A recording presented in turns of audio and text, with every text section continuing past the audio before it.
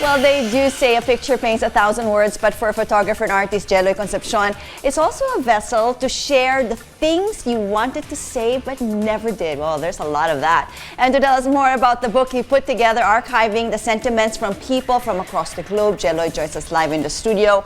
Welcome back home. Thank you. Salamat.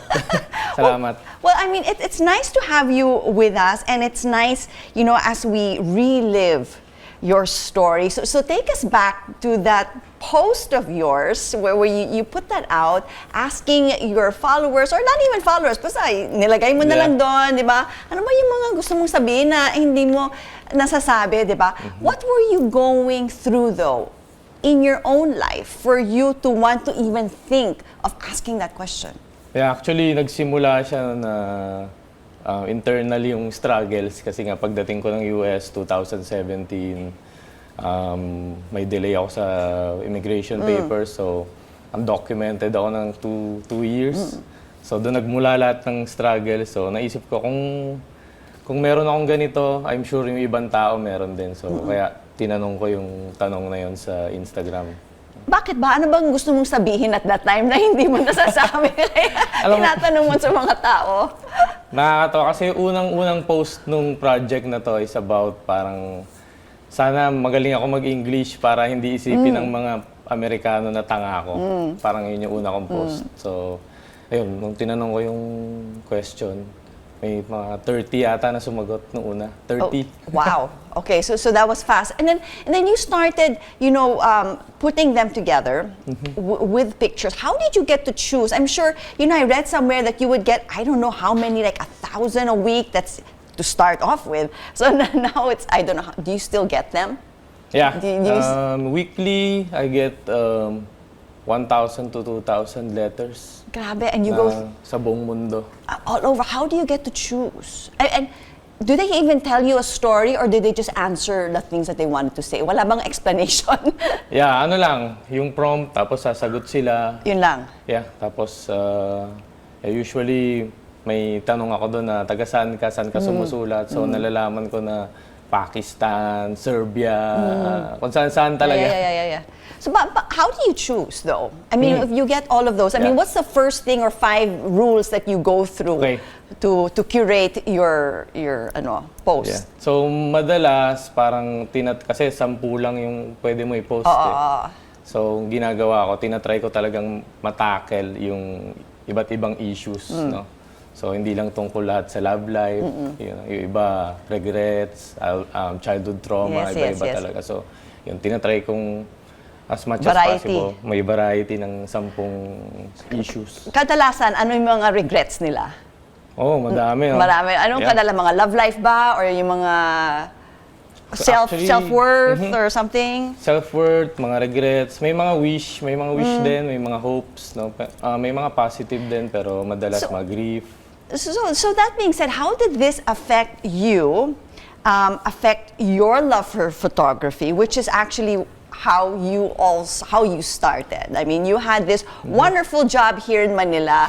You had your first exhibit in Japan. I mean, you're doing so well, only for you to move to the States and have all of this confusion, maybe regret. I assume maybe there might have been a little bit of that, and it's like, why am I here? And then, so tell me about your story pagdating sa photography, being a photographer. Yeah, so yung naging effect sa akin ng project is, alam mo yun, naging mas considerate ako sa mga tao, knowing that lahat tayo may pinagdadaanan. So, actually, naging better din ako na tao siguro sa pamilya ko, sa ibang pag nakakasalamuha. Sa photography, same din, no? Mas nag-focus ako sa humanity, yung shared struggles nating lahat. So, yeah, tingin ko nakatulong talaga. Did it change maybe your view on taking pictures or your subject matters? Did that ever change from when you first started to when you were in the States?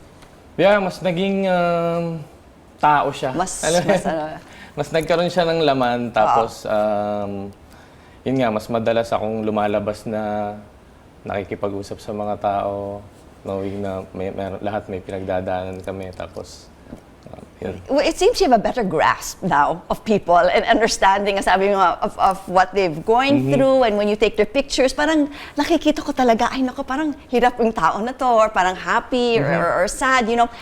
So you came out with this book. So now we have this book in your hand. Tell me about, it's a journal. Yeah, it's a guided journal. Tapos may mga prompts din. Pwede kang magsulat, pwede mo siya gawing diary. Pero yung mga images niya is from the project na things you wanted to say but never did. Akalain mo, may libro ka na? Di ba? Who would ever thought that this would actually happen? And sabi mo nga, this is like a lifelong thing. It's not like one book only. Yung book is part siya ng project. So yung project, ang oath ko sa kanya is hindi siya titigil hanggat hindi ko nare-receive yung huling sulat. Wow. So you're really going to give everybody a chance to express themselves and put it out in the universe. So that is the book. And your photography side naman, what are we looking at in the future? So yun, may show ako next year dito sa Philippines. Babalik ako to show some portraits na nakunan ko sa US. And yeah, ganun pa rin, no? Talagang sumusunod lang yung photography ko sa buhay ko, kung anong ginagawa ko. Well, that's also nice. And your shirt, I take pictures so I can remember. And you have given a chance for all of us to remember you. First up, well, this book is a lifetime. We can enjoy you for as long as we do have this book. How can we get a hold of that copy? Dito sa Philippines, available siya sa lahat ng fully booked branches. And yeah, sa buong Pilipinas. What was that like? You were here for a book signing. How was that like? I mean, for you to actually sit down and... Nagulat kami kasi iniisip ko 100 lang pupunta pero ang dami pumunta, mga 500 yata. So, nakakapagod pero masaya. Siyempre naman, I mean, during our hardest, darkest times, you were there for us, allowing us to express ourselves. So we are so thankful and we appreciate you so much, Geloy. Thank you so much for sharing that wonderful space with us. Salamat sa pag-imbita. Maraming salamat sa iyo.